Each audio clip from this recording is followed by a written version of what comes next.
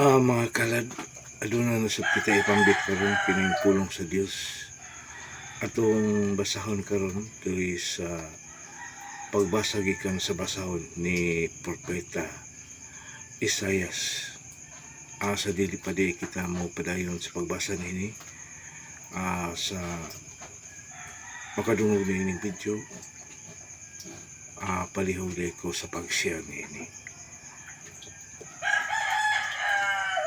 Daghang salamat. Ato kining ipadayon.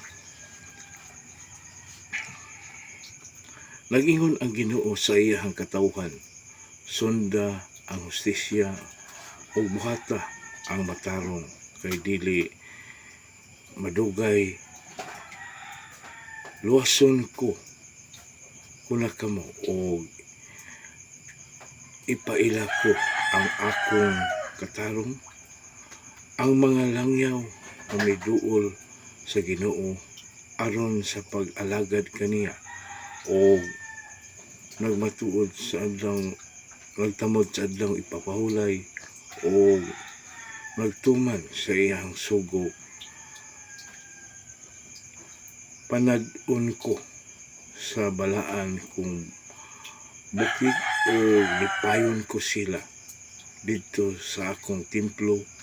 Ang ilang halad sinunog o mga halad inihaw, dawaton ko dito sa akong halaran, kay ang akong templo ngalan man magbalay man alampuanan alang sa tanan katawan. Ang pulong sa Ginoo, salamat sa Dios. Ang mga kalad mao kini ang gibasa na tuloy sa unang pagbasa, sinulat na Isaias. At kita mo padayon kita sa pagbasa tuloy sa ikaduhang pagbasa. Ang ikaduhang pagbasa nga atong pagbasahon tuloy sa sulat ni San Pablo ngadto sa taga-Korinto. Ato kinibasahon. Karon bahin kaninyong mga dili Hudiyo, ipasigurbo ko ang akong buluhaton, ingon nga apostol ako sa mga dili Hudiyo. Masina ang akong isig kahudiyo o maluwas ko ang pipila kanila kun sa dihang isalikway sila o ang kalibutan na pasig uli ngadto sa Dios unsa pa kaha kun kawad-an sila kinabuhi alang sa mga patay, kay dili gayud usab ang Dios sa iyang hunahuna iabot sa iyang pilion o panalanginan kamong mga dili Hudiyo. Misupil sa Dios kaniadto, apan karon gikaluy-an kamo sa Dios tungod kay misupil man ang mga Hudiyo sa maong pagkaagi tungod sa kaluoy nga nagdawat ninyo ang mga Hudiyo misupil sa Dios aron sila usab makadawat sa kaluoy sa Dios, kay gihimo sa Dios ang tanang mga tao nga masupilon aron ipakita niya ang iyahang kaluoy kanilang tanan. Ang pulong sa Ginoo, salamat sa Dios. Mga kalad, mao kini ang pulong sa Dios nga ato karong ipaambit diri sa ikaduhang pagbasa.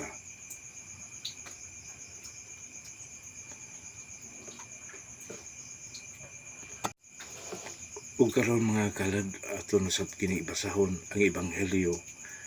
Dili mabasa na to sa ebanghelyo sumala ni Mateo. Ato kini basahon.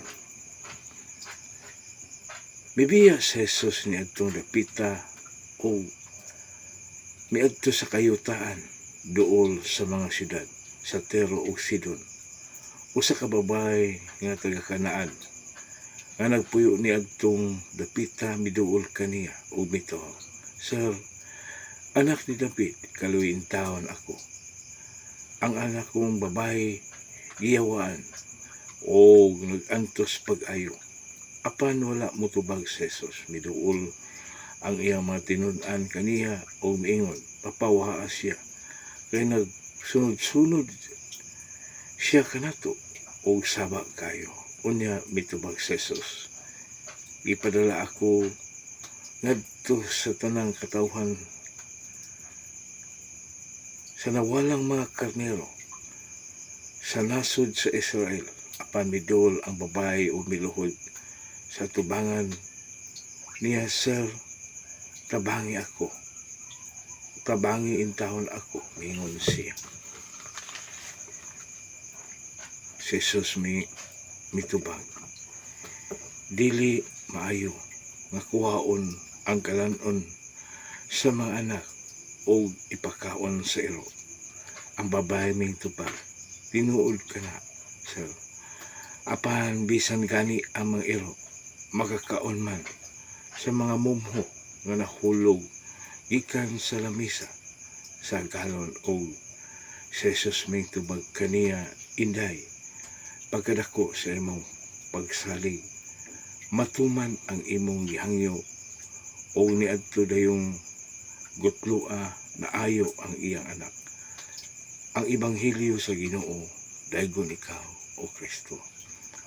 Mga kalag mao kini ang pulong sa Dios nga ato karong gipaambit dining adlaw o manghinaut unta ko kining pulong sa Dios nga atong gipaambit makahatag kini pagtulunan kanato.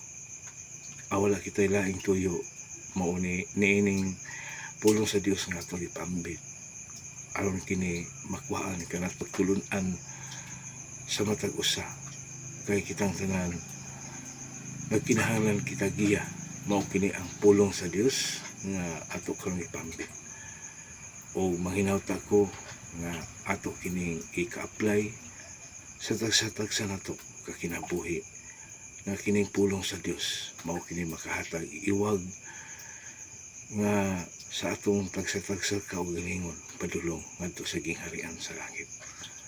So sa dili pa kita human di ay salamat ay sa mga tao nga kanunay nagtagad o nagtanaw sa atong mga video.